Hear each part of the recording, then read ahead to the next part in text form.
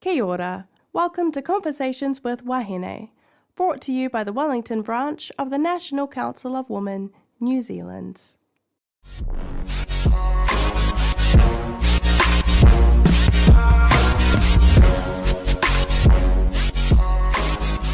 Welcome to Conversations with Wahine, everyone. Today you've got me, Harita, and I'm joined by Ash. How are you going, Ash?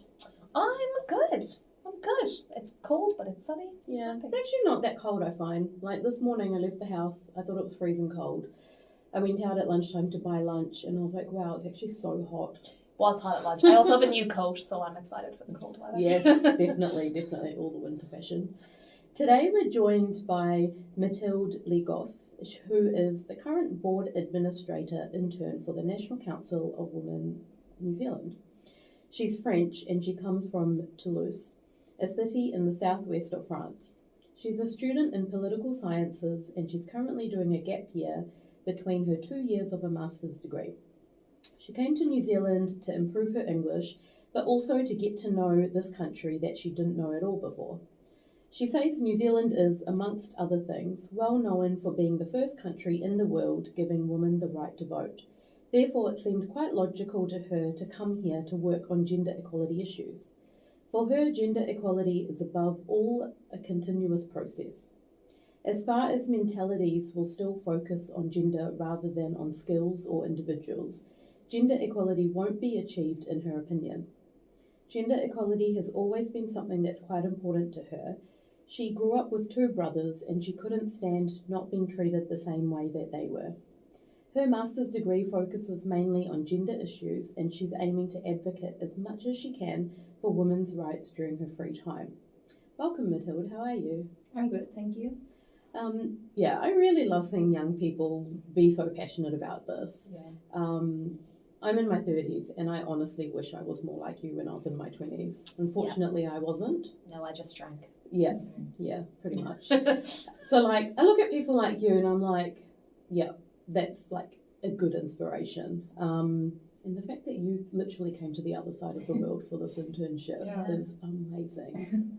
Yeah, it's quite like a huge travel, but I think, as I said in my presentation, New Zealand is really well known for this. Like, actually, on the map, I knew New Zealand only for this part. Maybe it's because, like, I'm feminist and I'm really interested in gender equality, so I know New Zealand for this. Maybe other people will know it for, I don't know, nature or other All Blacks. Yeah, all Blacks, true. But yeah, I think like we always heard about the political system in New Zealand. At least in my studies, like we talked about New Zealand for this, and also my master degree is about politics, fight against discrimination, and gender studies. So we talked a lot about New Zealand for this part, but it was like very unknown for me. Like I decided to come here because I had the opportunity, but at first I didn't know at all. And I was like, okay, let's go and discover. So it's pretty sad. Yeah. How long have you been here? I'm here since February and I'll stay until end of July. Nice. That's awesome. Yeah.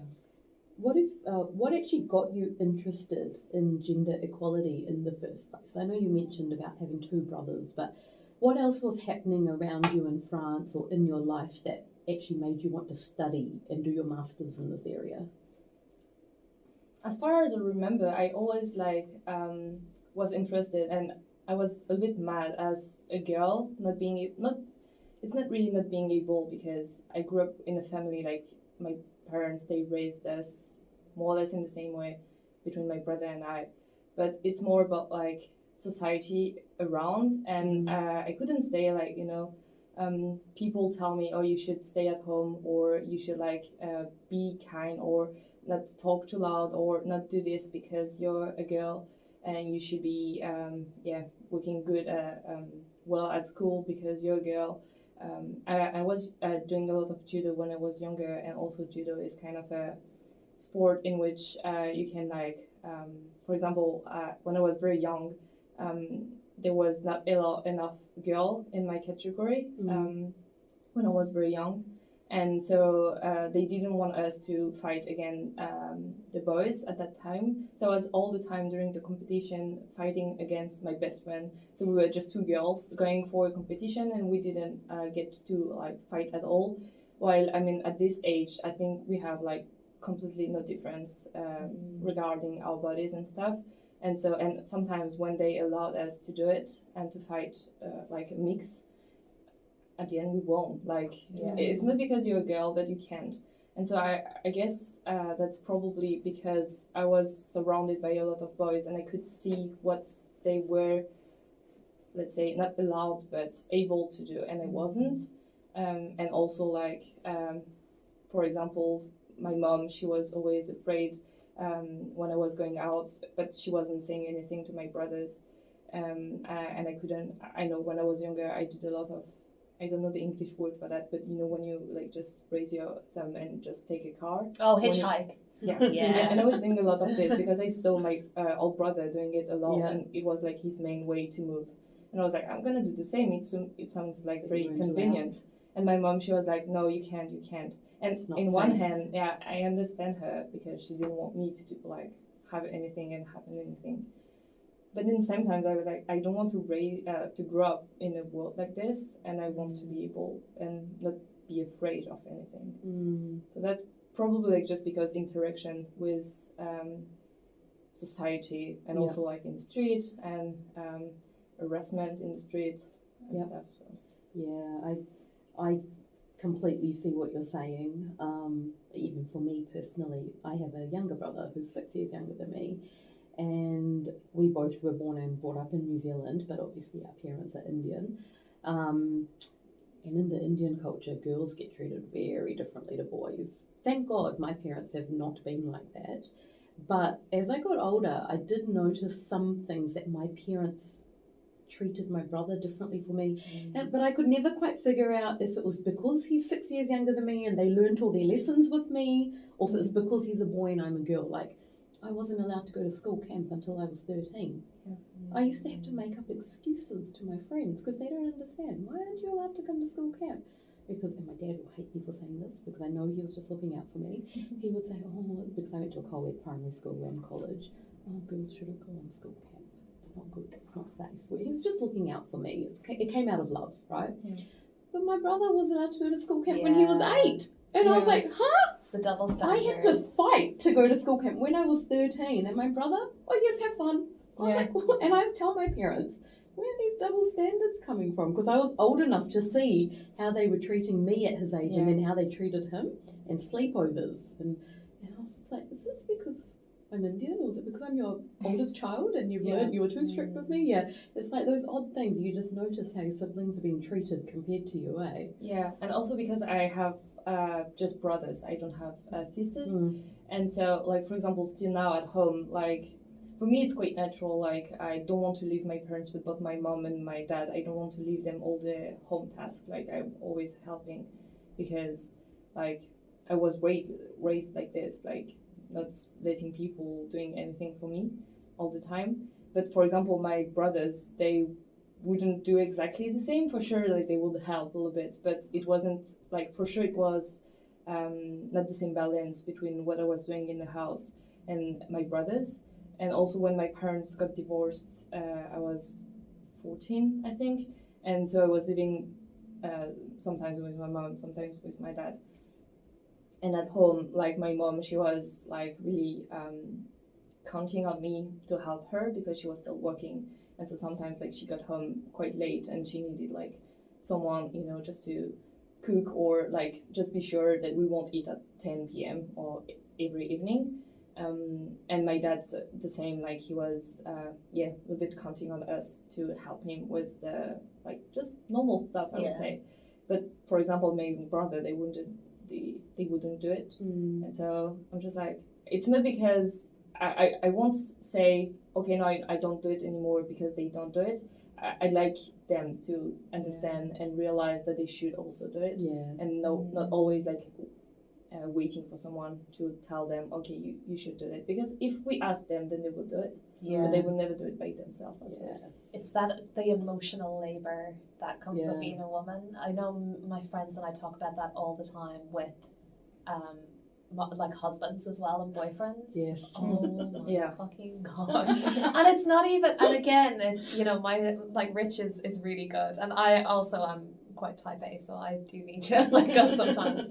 But that idea of, you know, I'll often hear boyfriends and husbands be like, oh, well, if you asked. Yeah. But it's like, I shouldn't need to ask. I literally said It's this to the my fact husband that yesterday. you have to think about these things. And I don't know, I'm like, is it that I am more conscientious, or is it just the society I've been brought up in that I've become that way? Yes. We are a bit more fascinating. homely just by nurture to make sure we have a tidy home and all that sorted out, whereas our husbands can just turn a blind eye to everything. Yeah. But, you know, sometimes I talked about this with some of my friends, like boy friends, and one of them once he told me, but you know, sometimes boys, they just like, they know that when you ask them to do something, they will like do it on purpose in a bad way, so then you don't ask them again. Oh, Yes. those are the Yes. boyfriends Yes. you need to like get rid of, divorce them. Yeah, because like they're just like, okay, if I do it not in the way, like I know I'm doing it Then wrong. you never ask me And again. so, yeah, then she'll like just do it. And That's so, like something kids do. yeah, if your okay, parents yeah, ask Yeah, you. but sometimes boyfriends are like kids. right? Yeah, that's true. And husbands. Yeah. You know. Love you, Richie. You know, women will be like, what?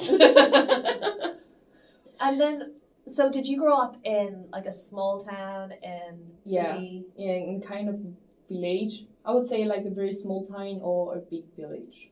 Because sometimes, because I grew up in a very small town, and I think that also, like, I've noticed living in, you know, I lived in Dublin and even Wellington, very different to a small town as Yeah, well in maybe. terms of gender divides. Yeah, that's true. Mm. Yeah, maybe I don't know. I don't know, because also I think like when I look at my parents, I think they are quite like good in those topic, and I mean maybe not my mom. Maybe my mom is worst. Let's say. I hope she won't listen to it. She's definitely listen. For her, it's quite natural. Like it's normal that she's doing and carrying a lot of domestic tasks more than my, for example, my stepfather. But like for example, when I look at when my parents were together, I do remember, because my dad is a teacher, so he had like the same schedule as we do, as students, and my mom, she's a nurse, so she had different schedule, and so I spent like a lot of time with my dad when I was younger, and so he was like really looking after us a lot, and so he's not like this kind of dad, you know, who is like never home and always like leaving everything to his wife, but I don't know, because then like when I look at my dad, I was like, you're taking a lot, like I think you're quite progressive on this task, and even like now he's not with my mom anymore, but he's like really I don't know, for example, when we're running an event, he's at the head of a association, and so for example when we're running an event and we have to, I don't know, clean after like the room or clean something, he's always the one, like the only boy among like girls, Yeah. and he's the one who's What like a saying, good dad. is it like normal I'm the only one here among Good like on him. girls, and sometimes like But isn't that annoying that we're saying like good on him for Yeah. you know, it's True, like, because it should be normal. It whether should be it's the mum normal, or the yeah. dad. Yeah. but for him like it's normal. He will Yeah. never let like a woman do something just because she's a woman. But then I wonder why my brothers, like, for example, he wasn't asking my brothers to help him more. And it's not, maybe he didn't ask me to do it, but just like because, you know, society told me that I should do it, then I did it like by myself. And then I don't know, I just don't want to leave my parents do everything at home and not doing anything. I find it really interesting that like your experience of growing up in France, I can like 100% relate to that from like how I grew up here, but also how my cousins and extended family grew up in India. So my family in India also live in a big town, a big village, small town. Yeah.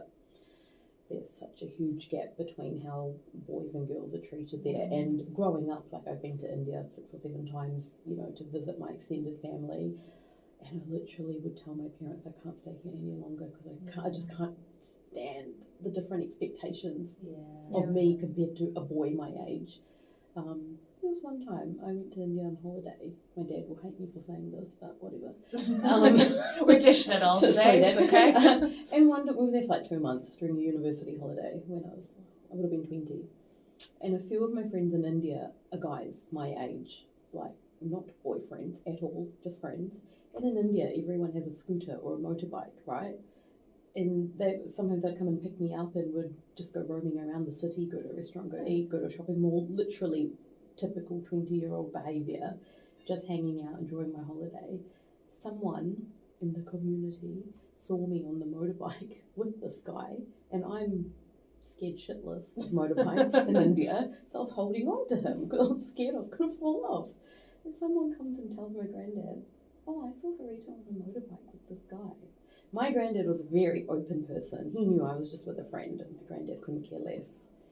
But my auntie then said, "Oh, we should tell Harita not to hang out with guys." And I was like, "That's it." Yeah. This was only 1 month into my It's 2-month fine. holiday, and I was like, "That's it. I've had enough. I'm 20 years old. I want to go back to New Zealand. Like, what a waste." Yeah. And I said to my parents, "I'm never coming to India with you guys ever again." But I take that back after that. But just things like that. If it was 2 guys on a motorbike, no one would care less. Yeah. But sometimes, so the thing is, it's not your granddad who'd say anything, but your auntie. Society, yeah, and the and woman in the sometimes, family. I guess sometimes with my mom, I kind of argue sometimes about this topic because she's so the generation, she's 53 now, so she's this kind of generation, I guess, where it was starting to be not normal to do everything at home, but still between maybe the moment it started to get a little bit more conscious about this. But for example, for her, it's still not normal. If I have, for example, hair on my legs, she will say, "Oh, you sure?" She will never tell me you remove them, but she was like, "Oh, you sure?" Or if I don't wear a bra, she was like, "Oh, you sure?" And stuff like this. And for example, once I remember I was with her and we had a conversation, and I know at first she her intention wasn't bad, but she was like, "I really hope sometime, in the future, you will have you will share your life," and she said with a husband, where you could travel with, and he could pay for and to bring you into travel. I was like, "Mom, first you don't know if I'm gonna finish in my life with a boy or a girl. Yeah. Then I don't want to wait for anyone to bring me into travel. Bring myself. Yes, you can just wish I will be able to travel in the future, but just I was like, I know it's not bad.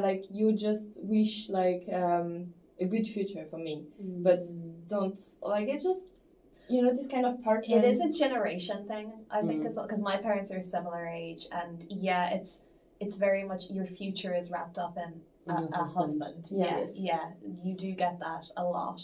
Yeah, and I'm just I'm not gonna wait for anyone. Maybe that's the thing. I repeat the most to my parents is I want to be independent and I don't want to rely on anyone, and maybe I'll change my life and maybe I will have an husband and I will have kids. Who knows? I don't know. But also I don't want to have any expectation on me, and if I don't give you grandchildren, don't be mad at me because girl, that's a fight you're gonna have. I get it just all the time. I just want to feel free, not to have too much pressure, and for sure I don't want to have it from my own family. Just you'll see. I don't want to feel pressure about this. And whether you have kids or not, a husband or not, as long as you're happy, that's all that matters, right? Yeah. As long as you're living the life you want to live. But I think there's a really big generation gap there between our parents and us. I think, as you were saying, just so much has changed in how families are set up, and I think women now are more independent. And I know I often see it with my parents' generation. They just didn't really have hobbies or things. You went to work, you came home, you had your kids, and that was your whole life. Whereas now, everyone has loads of hobbies and pastimes, and you're doing things all the time. And I think, sometimes I talk to my mum, and because my husband does comedy, and I'm like, "Oh yeah, he's gone traveling for a week," and she's like, is he okay? Like, is He's it going safe? travelling without you? Yeah, like, is he gonna cheat on you? And I was like, good luck. But it's just that complete generation. Like, we just have very different lives in a short space of time. But it always Yeah. comes from a place of love. That's the other thing. Yeah. Like, even though we're saying this about our parents, we know that it's always come from a place of care and love. Yeah. It's not them trying to ruin our lives, but No, it's just different it's very different to how they mindset. grew up. Mm. So growing up in France, then, what was that like? What was the gender? What was it like? Like, was there a big gender gap in school and as you went through university? I would say yes and no, because I think my generation is for sure better than the one before and than the one before regarding gender equalities, and we're going better and better. But the thing is, for example, we don't have any, we always only have mixed school. Like, you can't go in a only boy or only girl Really? school anymore in Oh. France, and for a very long time actually, I think. In all of France? Yeah. Oh, wow. You can't. It's weird Didn't here, know isn't that. it? That they're big. Yeah, ones. I heard It's this very here. strict. I was We like- have some in Ireland, but I find them New Zealand very has lots. weird. Yeah, lots of Yeah. single-sex schools here. So I guess it's kind of a good point. Yeah. But then, like, I think in the school system, we still have and recently in France we had those huge debate regarding how young girls were dressed up, and we had a lot of fight and protest in France because they wanted to, for example, if a girl was wearing a skirt or a short, they would say she wasn't allowed in school sometimes, but boys, they were allowed to wear shorts. And some people will say, okay, but boys' shorts are longer than girls' skirt or girls' shorts. And also, boys are going to be distracted if you're wearing a skirt. I and stuff. hate that that. argument. Yeah. And also for the crop top, for example, so the very short t-shirt. And so there were a lot of protests against this because it's just talking about a young girl, 14 years old. Sexualizing Yeah. and blaming them. Yeah, and I mean, it's not because you're wearing a skirt that you will distract anyone. I mean, and also I think, and that's a discussion I had with one of my friends. I think we want to prevent girls from wearing those kind of clothes, but then why is it sell? I mean, if we find it not appropriate, why all the time when you want to buy a short, when you want to buy shorts or a skirt, it's very short. Yeah. I mean, in the fashion industry right now. So it's double balance. We don't want you, you're not allowed to do it, but that's the only thing you will find. Yeah. And so, Especially, I think, with young girls' clothes, it's so sexualized. That the shorts are tiny. You see, they sell bikinis for 4-year-olds, and yeah, you just with boys' clothes then are more child appropriate. yeah, Yeah. I agree. But again, you're just punishing the girls. Yeah, and I mean, of course, everyone. I guess everyone is just should be allowed to wear what they want, and of course you have to put maybe some limits. You can come in swimming suit or stuff, but that's not what it's like. Sometimes they were sending back some girls from school. We heard it on the news. Some girls they wasn't allowed in school just because she had a top just above the, I don't know the name. Belly button. Belly button. Yeah. Yeah. And so she couldn't get to school just for this, and I guess I find it all the time very tricky in school. But then regarding gender equality in France in general, I'll say it's more about mentalities than in the laws. I guess we're quite, let's say, a good country for laws regarding gender pay gap and stuff. For sure we still have some progress to do, but depending compared to other countries in the world, we are for sure not the worst. But it's not because we are not the worst that we don't have still some progress to do, and still in the law, but above all, I would say in mentalities. And that's what I was saying at first. I think if we don't, and both girls and boys, if we don't realize that we have some patterns and we have some way of thinking internalized. Like, I mean, even myself, when I was younger, I found it like quite normal that my brothers, they were not doing the same exactly as me. And the more I grew up and the more I learned and I studied those kind of topics, I'm just like, that's not normal. You start questioning things a bit more. Yeah, like, yeah, exactly. Yeah, I think we're all kind of like that. Like, as I've got older, that's when I've questioned things that I know that happened in younger years that when I was younger, I didn't really bat an eyelid. But as I've got older, I'm like, why was it that way? Like, and then you start to realize how unfair things are in different ways. Yeah, sometimes also with my mom, I also have this kind of discussion with my mom and my old brother. But for example, once we saw a boy wearing a skirt in the street, and she made a comment.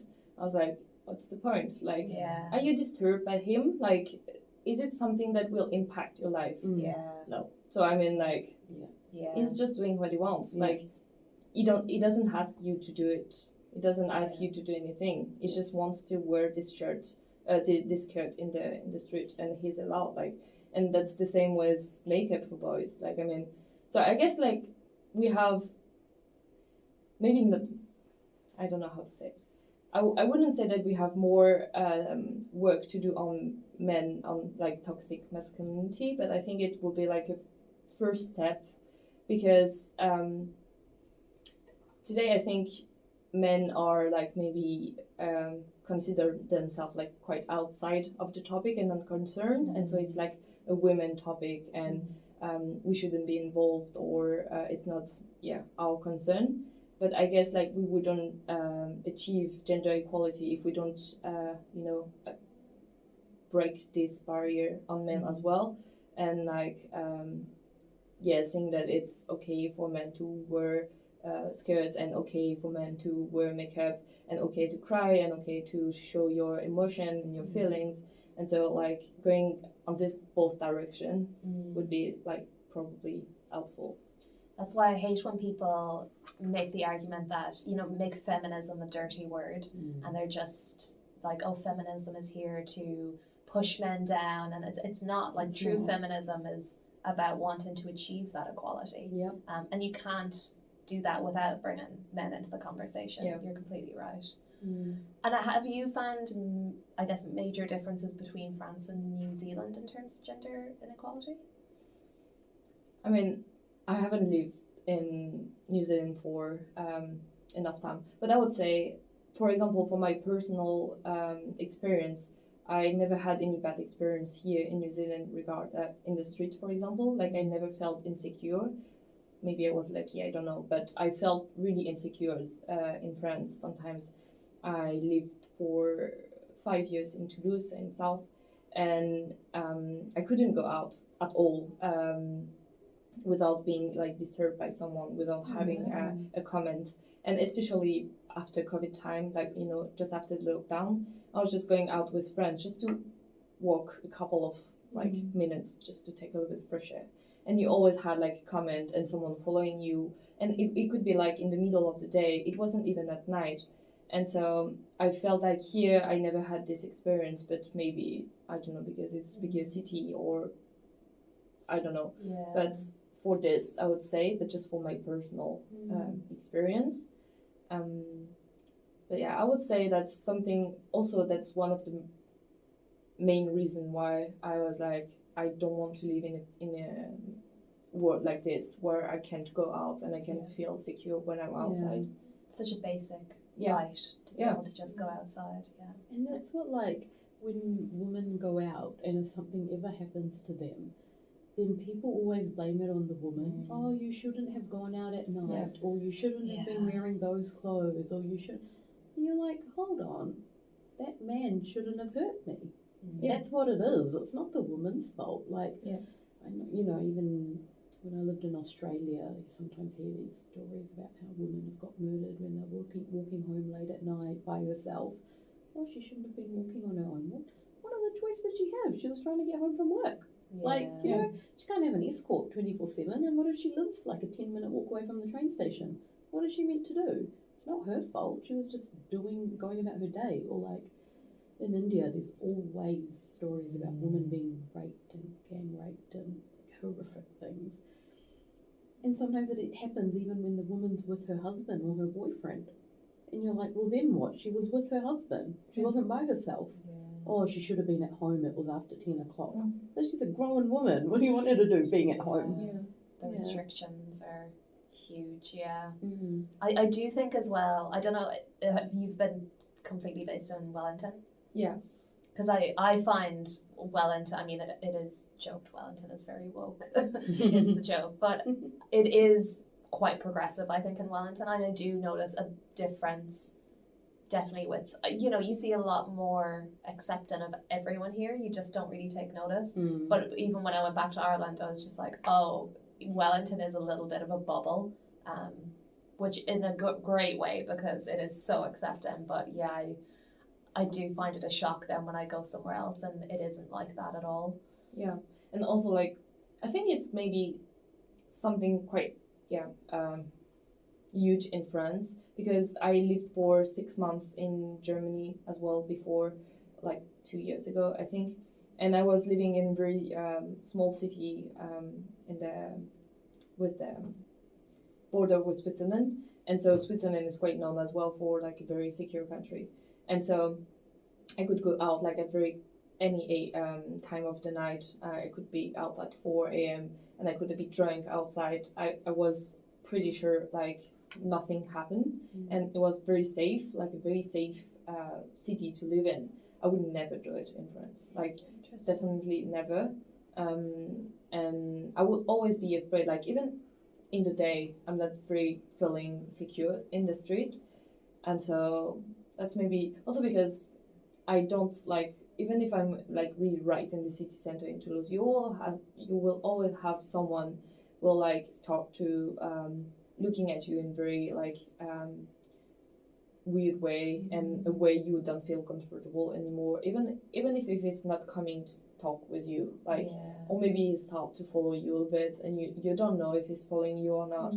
And so that's just like, and I had this conversation with my brother once. He was like, but like it's not because sometimes like one or two men are like this that all the men, like not all men. Yeah, not all men. And I was like, yeah, but not all men, but a lot, and also like because of just like those minority, then all women are afraid to go out and are afraid to go out at night, and are always like, if for example if you're walking in the street, like as a man walking in the street in the night, are you going to be afraid? Maybe a little bit, but not that much. And maybe you will be afraid if you meet another man. But are you going to be afraid if you meet a woman? I'm not sure. Yeah. And also, quite recently on the social media, we had there was this kind of thread. Would you prefer to meet a bear in the wood or a man at night? And a lot of persons were saying a bear. Yeah. And so I thought it was such an interesting discussion. Yeah. You're like, a bear, 100%. Yeah. That was really interesting. Was there anything that's you expected in New Zealand coming over that surprised you, either good or bad? I didn't have any expectation on that topic, to be honest. I heard that it was quite a safe country, but I didn't really know. But I'm very happy. I feel safe here, so it's kind of nice not being afraid all the time. It is nice. Yeah. Just asking for a basic thing. Yeah, right. I'm not asking for too much. What in gender equality do you think won't or can't be achieved, and why? Oh, that's a tricky question. I think for sure we will never be exactly the same. Like we should like completely erase gender in this sense. But I think we would never go like that far. But I mean, like, do we want it? Like, do we want to erase completely male and female? Like, I don't know. But I would say for me, the only thing we should look after is like, it's not depending on your gender. You are No, my sentence is not good. How to say it? I think it would be good not being preventing from doing anything, depending on your gender. Yeah. And so as far as we don't reach that point, then we won't have achieved gender equality for me. Like, it's okay to still have like two gender and maybe some like different way to think and different way to like live together, but the most important for me is that it's not because you're a woman that you should do it and you shouldn't do it, and same for men and women. Yeah, because fundamentally, I mean, men and women are different. You know, we have different biological makeups, and that's what makes us unique. And you don't want to take that away, but you shouldn't be fearful or denied anything just because of that. Yeah. Either as a man or a woman. And also, I think we shouldn't put any expectation on someone because of his or her gender. Like, you know, because you're a woman, you should be kind, you should be more patient. And I had this discussion with one of my teacher when I was a little bit younger, so in my, I think my first year of studies in Sciences Po, and he was asking us, do you think women leadership would be better? Like, for example, if we had more women, I don't know, prime minister or president in the world, do you think we will be like more in peace and like a more peaceful world? I was like, not necessarily, because then in this sense you're just like putting expectation on women, and like it's because they are women, so they will like fight more for peace instead of I don't know, like wartime and I don't have the exact term in English, but like, you know, you put some features on men and on women, and like kind of as if they were natural. Like a woman is not naturally patient or naturally kind. It's just like the way you raise them. And so I guess like everyone could be nice, everyone could be kind, patient. You don't have to be a woman to do that. Exactly. You can be a man in power and not start a war. Exactly. Yeah. But ironically, as a side note on that point, I think there was a study done about the most peaceful countries in the world, and ironically, the leaders of all those countries are women, like Jacinda Ardern. And there's another prime minister of another country who's also very young. Finland? Yes, I think so. Have quite a young And it was just a side note. And then the people that create wars, their leaders are men, you know. And you're like, but why do they get to that point? Like, you know, all the war creators of the world. You're like, well, what was it in your childhood and your life that made you think you could start a war when you became prime minister or president? Yeah. You know, like, how did killing people become normal for you? Yeah. That's a whole other topic though, but yeah, I found that study really interesting because it's like, yeah, actually, all the women somehow find ways to keep the peace in the general scheme of things. I wonder though, do they, or is it just that we have so few women in that position that statistically the odds of them being the leader of a country that started a war are so slim? Yeah, you know, that's true too. Yeah, it's really interesting. And then you came here through the National Council of Women. Did you work with a similar group in France? No, not really. I've been involved in different associations, but like student association, and so yeah, just like going to different talk like group. But I wasn't involved in any organization like National Council of Women. Does France have a National Council of Women? I think so, but it's not that famous. Like, for example, I never heard about it before coming here. Same. I don't know if Ireland. But I know we have like, so there is the International Council of Women, and France is part of it. So I guess we have one National Council of Women in France. But just the one woman. Yeah, actually, like maybe association and like very militant organization are more famous and active than those kind of organization, I'll say. How did you hear about this National Council? So the previous intern, Ryan, was she is in the same school as I am, and so I heard through her. Your school has monopoly on the New Zealand National Council of Women. That's really random, that. Yeah, actually, and also I was, at that time, I didn't have any expectation for what I wanted to do after. So I was doing this gap year, I had the previous internship, and I knew I wanted to go, like, to leave France for minimum 6 months. And so I was like, okay, I looked for everything. Like really on my computer, you could like look at my.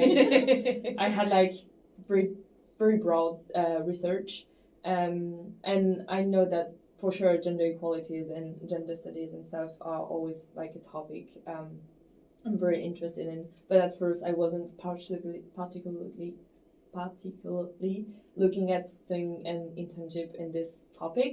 Also because I know my master degree is about those, so I kind of now I know a lot about this, and I wanted a little bit going maybe outside or maybe like broad spectrum and be able to cover different topic. But I was like, I'm not sure I'm gonna have the opportunity to go to New Zealand once in my life, and if I don't take it now.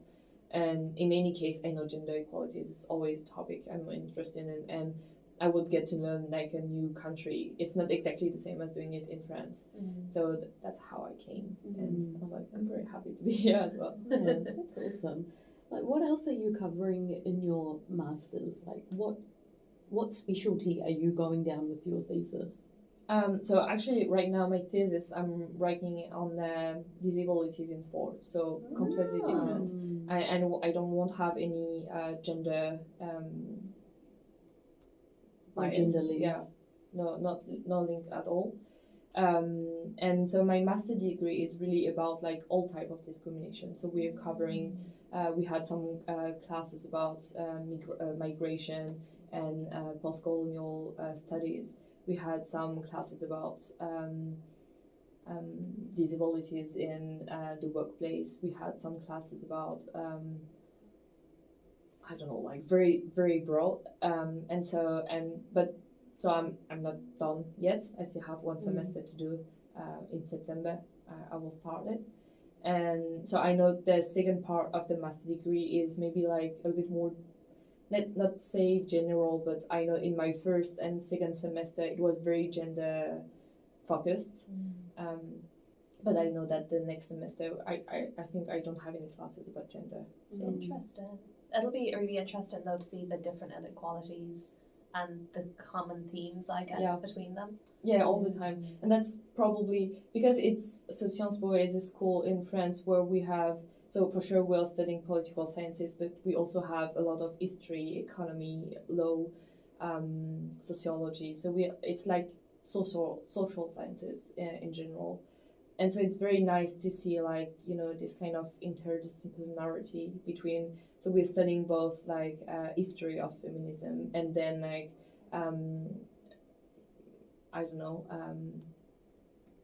so history of feminism and how now it is like in our society right now.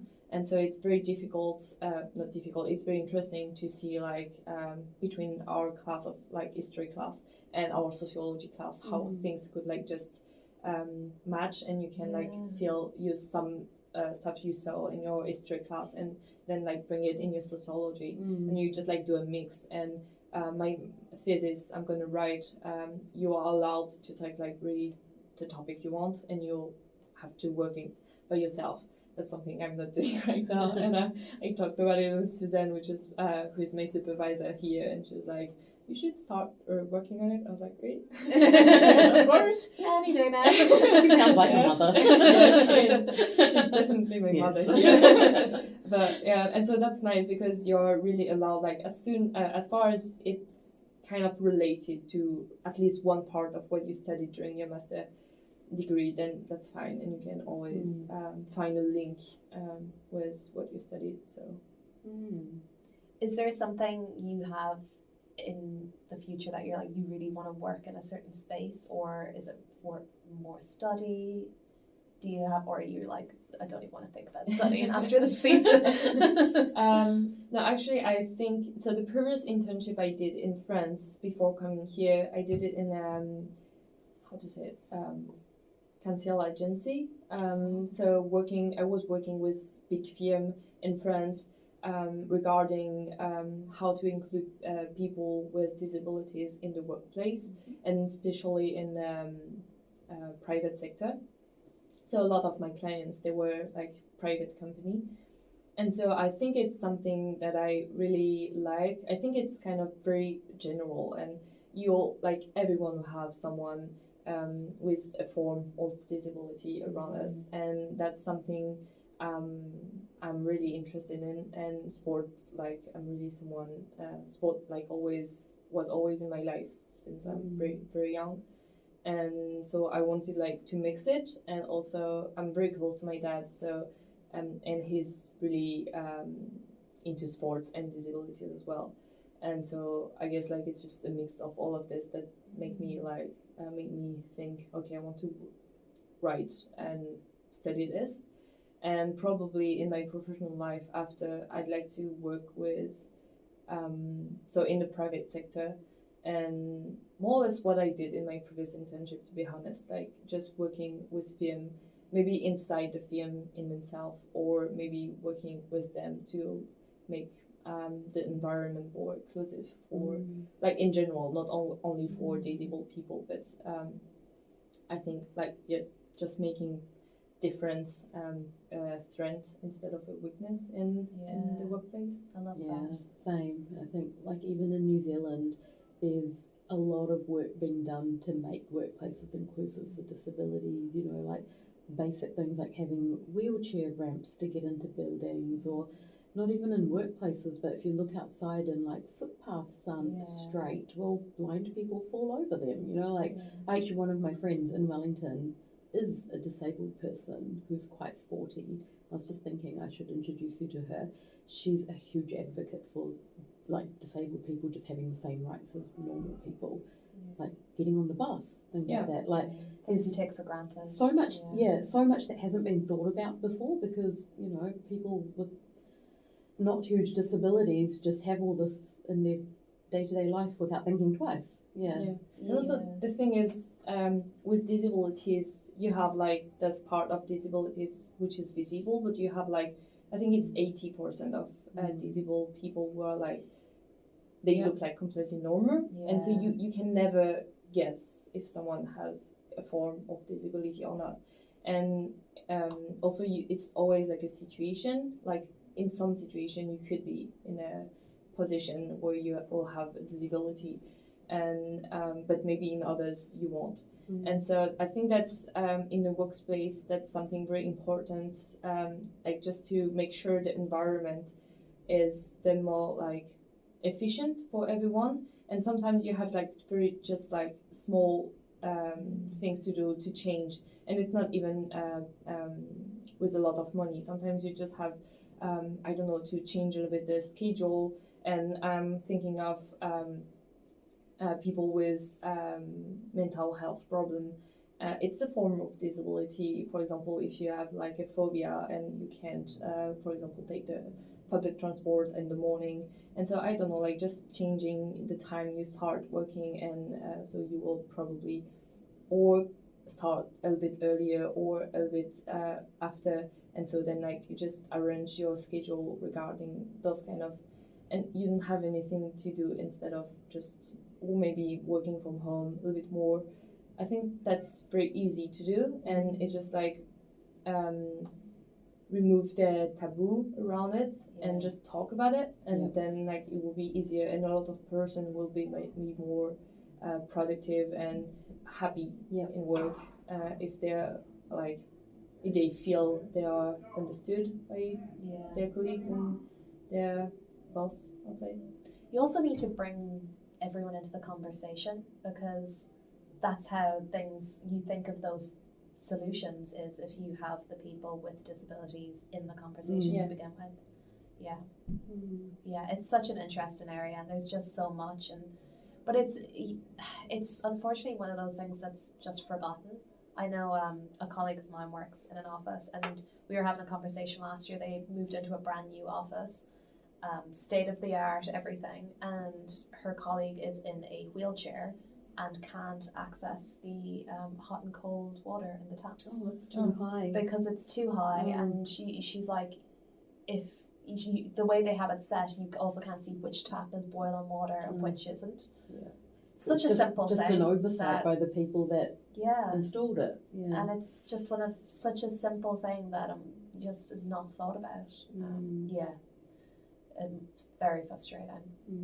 I went to an office. It wasn't the office I work in. I went to another office, and they actually had in their kitchen like the normal bench, but then on one very end of it, they had a lower bench. With We a have that in sink. my office. And this was only last year. I went to like a client's office. I was like, I have never seen that in the workplace before.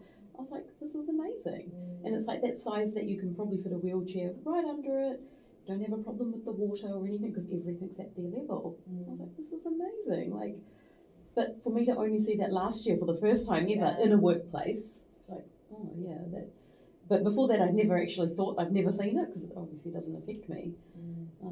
It's basic things like that, which, you know, we just don't think about, like to make these people's day-to-day life just that more inclusive and easier. Yeah. So you're heading back in October, is that what you said? In September. September. Yeah. What is the thing you're going to be taking back with you? Is there like any big learnings or things you'd like to see that we do here that you'd like to see being done in France? I remember it's about politics. Like I visited the parliament once with my flatmate. Suzanne told me to do it. She was like, you should. It's very beautiful and very nice. And so we booked a tour about women in politics here in New Zealand. And so I had like very wonderful guide for this tour. And she gave us a lot of, I forgot the word. Fun fact on things that happened here in New Zealand, and I found it very interesting that here, I guess, I think that's something which is happening.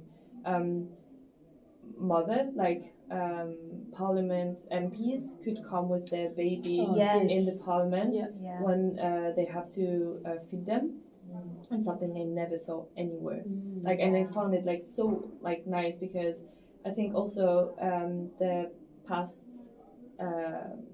MP in New Zealand was a lady who had like just a baby, right? Jacinda Ardern. Yeah, and so she stayed like in this position while she just had a baby, which was like very fantastic, and I guess like it was a very good example of empowering women. You could be a mother and very powerful woman, and I find it very very inspiring, and I guess like I'd like to see it in France. And also it remembered me, it's not exactly in the same field, but in sport we have a judo fighter, so a lady in France who is also like she got birth quite recently, and she's the top first, like she's the strongest one, like she's very high ranking in the international ranking, and she got birth, and like maybe 6 months after she was back, and she took her I think it's a son, she took her son and she fed him while she was like, you know, just between two fights in very big competition. And I found it like very very inspiring, and she talked a lot about this. And so I guess that's something I'd like to see more, like, you know, the link between, you can still like be a woman and do a lot of things, and maybe those topic about maternity and how you could like mix it with your career, and it's not because you become a mom that you can like you have to stop everything, and even like maybe you have to recover a little bit for sure, but then like you can still make things like work together. And so yeah, I guess that's something in politics I'd like to see more in France, I'd say. Yeah, that's cool. Yeah, I love that. I think, and this kind of ties back to what you were saying at the beginning as well, right? About a woman having to be domesticated and just get married and have kids, you know. Now it's like you can have a family, but you can have a job as well, you can have hobbies, and like we just need to break down those barriers about stopping women from doing what they want to do in life, right? And a lot of that starts with the laws that government implement, or if you see in Parliament itself, if you know, like in New Zealand, it's about 50-50 women and men. If you're seeing your government have that, then it would filter down to the rest of the country and the rest of society. Representation matters. Yes, exactly. Yeah, well, thank you so much for all your insights, and like, looks like you've learned so much in just your 4 or 5 months here. You seem to know a lot more about New Zealand than what some people that have lived in New Zealand for a long time might know, which is really good. And also the fact that someone so young has travelled all the way to New Zealand for this internship, you know, not to mention, you know, you've come here on your own, English is not your first language, you don't have a family here. It's very brave of you to do that, but also like, you know, like you've learned so much that you're going to take back with you and put into good use in whatever you do in life. And hopefully people listening to this get inspiration from you that, you know, if you're thinking about what to study or what to do in your life, like, we need more people like you. Thank you. The future is safe Yes, for people like you. yeah. So we wish you all the best for the rest of your time in New Zealand and your future studies and the rest of your masters and wherever you choose to work in the future.